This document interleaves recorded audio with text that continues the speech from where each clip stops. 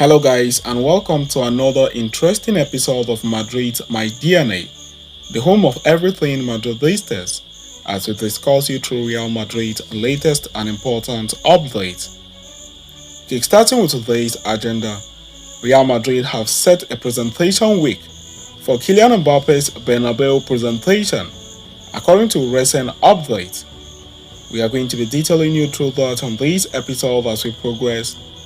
And then shortly after that, we are going to quickly turn our attention to the next agenda of the day, as reports are now claiming that Carlo Ancelotti is planning internal shuffling to replace the aging Luka Modrić. We are also going to be bringing you updates on that in this episode as we progress, so please stay tuned right up to the end. Do not forget to like and subscribe to this channel, turn on your notification bells so you do not miss out on our daily Real Madrid updates. Having said goodbye to the Paris faithful, Kylian Mbappe is preparing to make the move to Real Madrid this June with a pending official locking.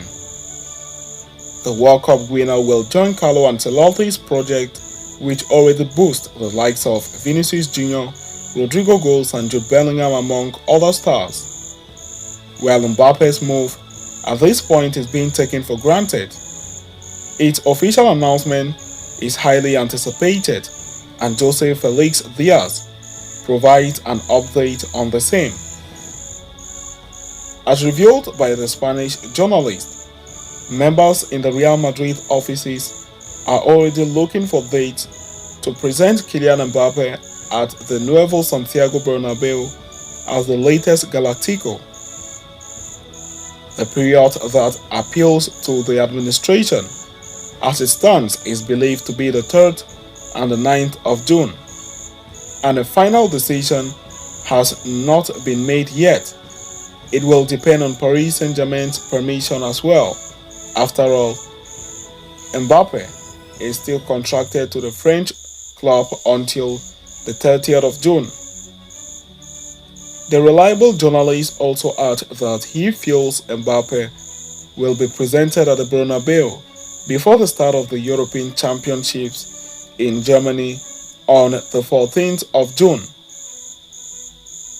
Last month, it was relayed that Real Madrid planned to present Mbappe as a new player alongside the highly anticipated Taylor Swift concert scheduled for May 30th.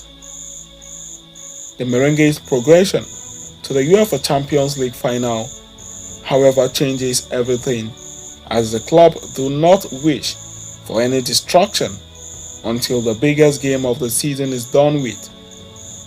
All signs thus point to a presentation in the first or second week of June as a standalone event, as it is now virtually impossible to couple it with the American singer-songwriter's mega event.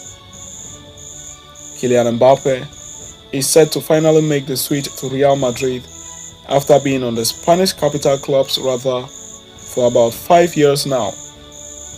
He notably recently snubbed them in 2022 when everything seemed done and dusted, and even signed behind the scenes. But in the dying seconds, he chose Paris Saint-Germain over Real Madrid.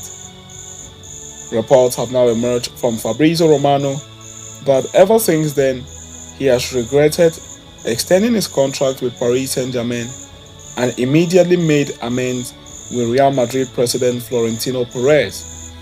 He apologized to the president, and since then they have continuously kept contact between each other. Mbappé's move is said to be the highlight of the decade, as he is now touted as the best player in the world by many. So we will be bringing you more updates on that in the coming weeks or months. Stay tuned not to miss out. So having discussed and concluded with that, we are now going to quickly turn our attention to the next agenda of the day, as manager Carlo Ancelotti is planning internal shuffling to replace Luka Modrić. Journalist Alejandro Alcácer has reported via Sport that Carlo Ancelotti believes Jude Bellingham happens to be the perfect candidate to replace an outgoing Luka Modrić. Real Madrid have been on the lookout for someone to step up into Modric's shoes for a while now. It is a tall order because Modrić is one of a kind, especially with his Croatian flair. Nonetheless, within the team, there are players who can bridge the midfield and the attack, and one who fits the ball consistently closest is Jude Bellingham. The England midfielder has skills, can hold his own one-on-one, has a keen eye for the game, and packs power and precision, making him a prime candidate to follow in Modric's footsteps. We are asking Bellingham to play a little further back. There he is more comfortable. He likes it better, said Ancelotti after the Alaves game where Bellingham was on the score sheet. He doesn't like to play so high up. He has more defensive qualities than Vinicius and Rodrigo, Ancelotti added. Jude Bellingham has proven to be quite handy, especially in a season where Real Madrid had only 3 forwards to rely on. Ancelotti was brainstorming how to beef up the attack with Joselu as a reliable backup option, given the team's accustomed style of playing without a traditional number 9. He came up with a strategy deploying a diamond midfield with Bellingham at the forefront, slotting in from behind as a pseudo center forward, and it worked like a charm. Looking ahead, Ancelotti will have some heavy artillery joining the attack ranks next season, with the likes of Kylian Mbappe and Modrić coming in.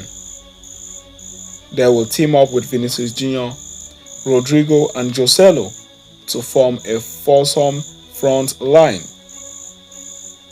This means Bellingham might find himself edged out of the forward lineup, but there is still a place for him in his natural habitat, the midfield, where he is the bridge to the attack. So we are going to be bringing you more update on this regard, as report even claims that the particular position where Jude Bellingham will play will be the central midfield area, where he will look to control the game just like Toni Kroos and Luka Modrić have been doing. So having discussed and concluded with that, we have come to the end of this interesting episode. Thanks for following us right up to the end.